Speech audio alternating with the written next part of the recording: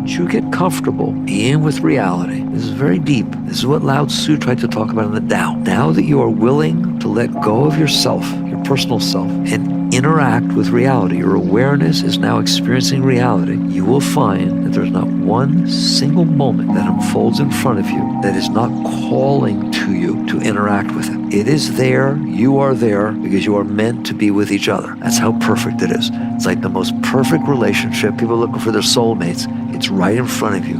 It's called life. It is the most perfect fit for your being. That's why you're there and it's there. And you will feel it and you will know what to do. I'm telling you, you will never, ever have trouble making a decision again for the rest of your life. You will never wonder. You will never have any angst or anything. It'll just be the universe. It's sort of like, listen to me. You're on the ocean on a surfboard. How do you know when to go up and when to go down? You don't. The wave does it for you. You just ride the wave. The wave comes up, you go up. The wave goes down, you go down. But what if I want to go down when it goes up? You fall. What if I want to go up when it goes down? You fall. It's like you just interjected yourself into a system that you're supposed to be in harmony with. And if you are in harmony with it, you will know exactly what to do because it's telling you what to do. It's not telling you with words, but it is telling you what to do, isn't it? It's telling you what to do. It's go to the right, go to the left, feel it, be in harmony with it. That's how you ride a wave. That is the Tao. That is what Lao Tzu was talking about, how you ride life. If you're not busy in there wanting it to be other than it is, then you are in harmony with what it is. The moments know where they're going. They're part of a harmony that's moving through time and space. You are here to experience that and participate in that. You don't have to do anything. It is happening to you. You're happening with it. And then you're going to see that. What happens, you start just being with it, and everyone looks at you and says, oh, you're so good at everything you do. You're not doing anything. You're not doing a single thing, but you're neither doing nor not doing. That's the deepest of all the teachings. You are there with it. It's doing something. The ocean is doing something. So obviously, if you're on the ocean and the ocean's doing something, it looks like you're doing something. Here's what I just told you is the entire Bhagavad Gita. It's the deepest teaching you will ever even come close to. Everyone will think you're doing things. You're not doing a single thing, but you're also not doing either, right?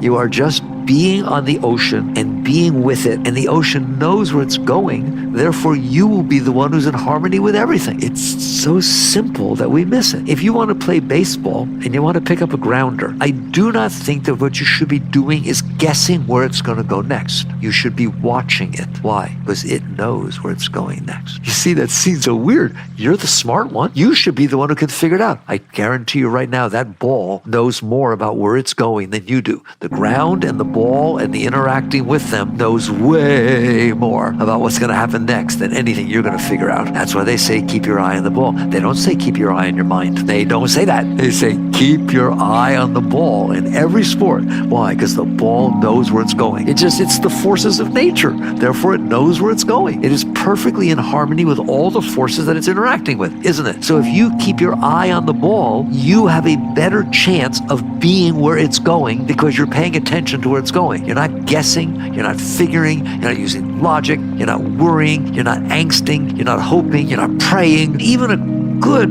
religious coach, if you say, Coach, when the ball is hit, should I close my eyes and pray that I get it, or should I watch the ball? They're gonna tell you to forget the praying stuff at that time. Pray that you can keep your eye on the ball, all right? You are supposed to keep your eye on the ball. And it's the same thing with life. I'm telling you, it's exactly the same. You come into harmony with the moments that are unfolding in front of you. Well, why would I do that? I'm not even gonna answer you if you sat here this long, because they are the moments that are sitting in front of you. What if I don't like them? It has nothing to do with like and dislike, does it? It has to do with dancing with it. What if I don't like what the waves are doing? Then don't surf, because you're going to fall. And it's the same way with life.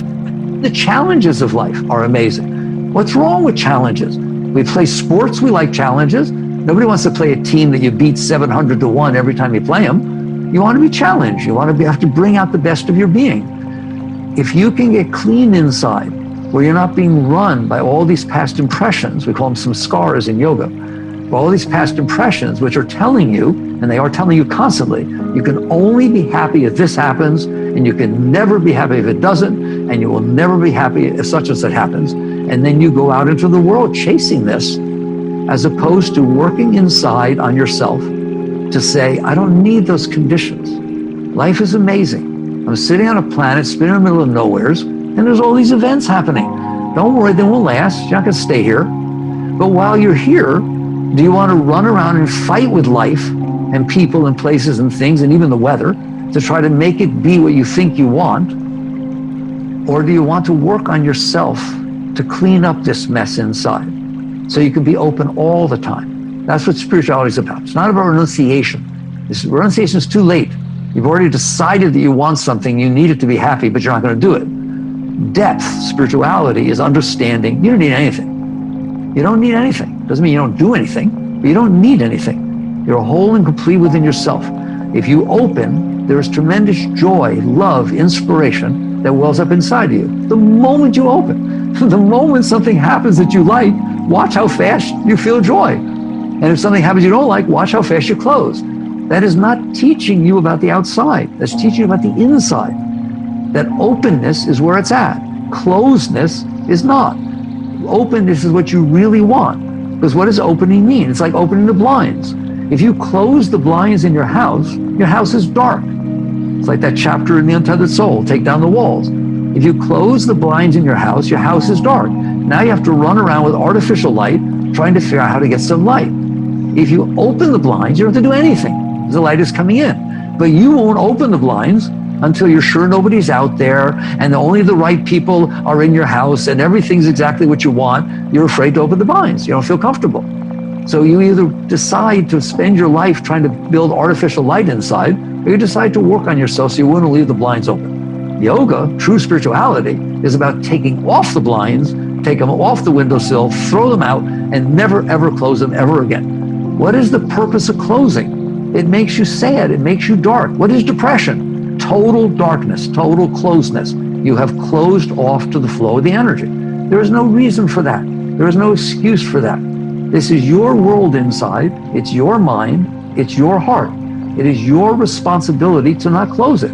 How dare you think you're going to meet somebody who will overcome your tendency to close? What a job. Don't give me that job. You've been in there your whole life building all these impressions that bother you, scare you, and turn you on. And then you say to me, as a relationship, that it's my responsibility to keep your mind open and your heart open when you're in there closing it all the time? I hope that seems silly and counterproductive. It is your responsibility to keep your mind open. It is your responsibility to keep your heart open. And once you learn to do that, they're your mind and your heart. Once you learn to do that, you will feel joy all the time. And I mean all the time. From the moment you wake up in the morning, you'll be inspired. You'll love to go to work. Even if you went to the same job for 30 years, you don't ever get bored. Why? Because there's energy flowing up inside of you. You will get the most out of your relationships. You will be able to give the most to all moments that are unfolding in front of you. Why? Because now you're a giver instead of a taker. When we come into into interaction with the moments in front of us, we're looking to see what we can get. We're looking to see how we want them to be. We're speaking to change things. We're dressing certain ways. We're doing all kinds of things to manipulate the moments so that they will be the way we want. And then when they come inside, they'll turn us on. A being who has learned to be open all the time never does that. They don't need to do that because they're already feeling what they want to feel. They're feeling joy. They're feeling love. They're feeling inspiration. So now when the moment unfolds in front of them, they can give to it. They can take this joy and love that they have and they can shine it upon the moment, people, places, and things that are unfolding. So this is spirituality.